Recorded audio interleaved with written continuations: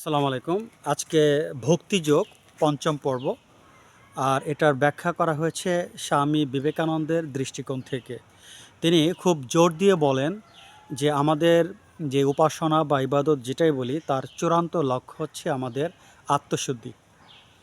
আর আত্মশুদ্ধি বলতে বোঝায় ত্যাগ, অর্থাৎ ত্যাগের চাইতে কোনো বড় আত্মশুদ্ধি নেই।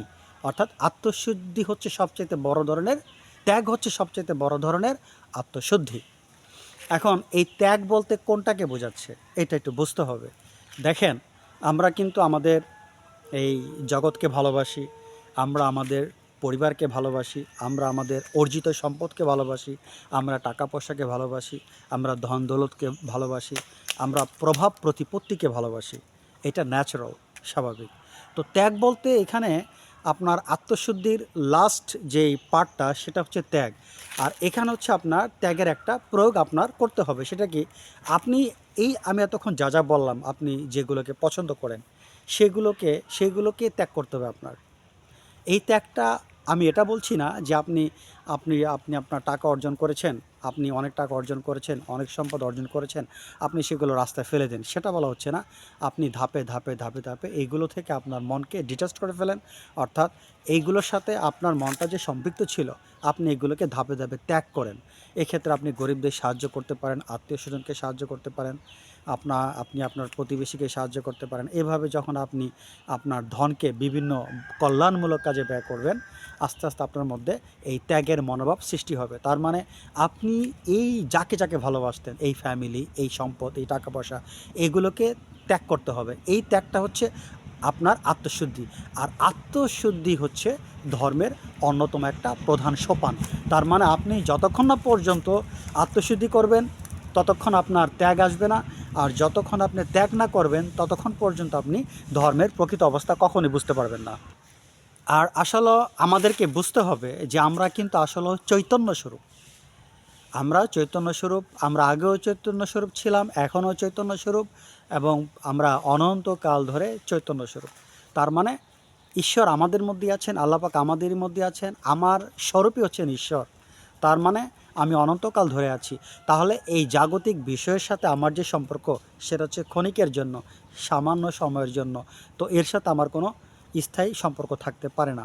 তার মানে যেহেতু আমরা চৈতন্য, আগেও ছিলাম, এখন আছে, অনন্তকাল ধরে আমরা চৈতন্য, সো এই পার্থিব জীবনের সাথে আমাদের যেই রিলেশন, সেটা খুবই টেম্পোরারি এবং ক্ষণস্থায়ী সময়ের জন্য। যেহেতু আজকের বিষয়বস্তু হচ্ছে ভক্তিযোগ, তাহলে ভক্তিযোগের সাথে আমার এই আলোচনার কিভাবে আমি একটা যোগসূত্র স্থাপন করব, এটা একটু বোঝা দরকার। দেখেন, ভক্তিযোগ মানে কি, এটা কিন্তু আমি আমার ভক্তিযোগ প্রথম ভিডিওতে আলোচনা করেছিলাম। যিনি আল্লাহকে ভালোবাসেন, বিনা তর্কে, বিনা চিন্তায়, বিনা ব্যাখ্যায়, কোনো বিশ্লেষণ ছাড়া নিজের জীবনকে আল্লাহ পাকের কাছে নিবেদিত করে ফেলেন, মহান আল্লাহ তাআলাকে খুশি করা ছাড়া তার বিকল্প কোনো আর পথ থাকে না, উদ্দেশ্য থাকে না। জীবনকেও তিনি ত্যাগ করতে পারেন, তাকে বলা একজন খোদা ভক্ত। আর এই পদ্ধতিতে যারা চলেন তাদেরকে বলা হয় ভক্তিযোগ অনুসরণকারী।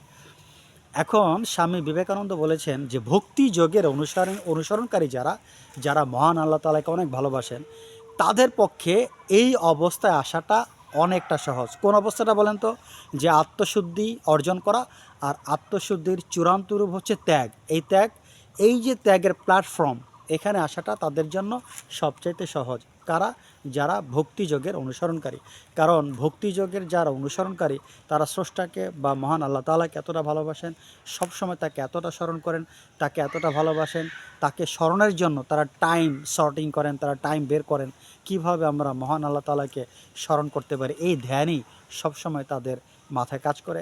তারা পার্থিব বা জাগতিক কাজ থেকে যতদূর সম্ভব এড়িয়ে চলার চেষ্টা করেন। এতে হচ্ছে কি জানেন? এতে হচ্ছে কি, তাদের সামগ্রিক কাজটা ছোট হয়ে আসছে।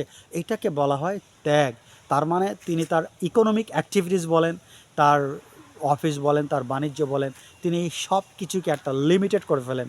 তার মানে এখানেই কেউ কিন্তু তাকে বলছে না, মন থেকেই তিনি কিন্তু একটা সাড়া পাচ্ছেন যে এই জাগতিক কাজ আমি মোটামুটি করে আমি বাকি সময় মহান আল্লাহ তাআলার স্মরণে ব্যয় করব। সো একজন ভক্তিযোগ অনুসরণকারী ব্যক্তি যিনি খোদাকে ভালোবাসেন, তাকে কিন্তু আর কাউকে শিখিয়ে দিতে হয় না। সে অটোমেটিকভাবে সেলফ মোটিভেটেড, সে অটোমেটিকভাবে কিন্তু এই পার্থিব কার্যকলাপ থেকে সে নিজেকে আলাদা আলাদা করে এইভাবে তার মধ্যে ত্যাগের চূড়ান্ত মনোভাব সৃষ্টি হয়। এই জগতে সব কিছু তখন তার কাছে মূল্যহীন বলে মনে হয়।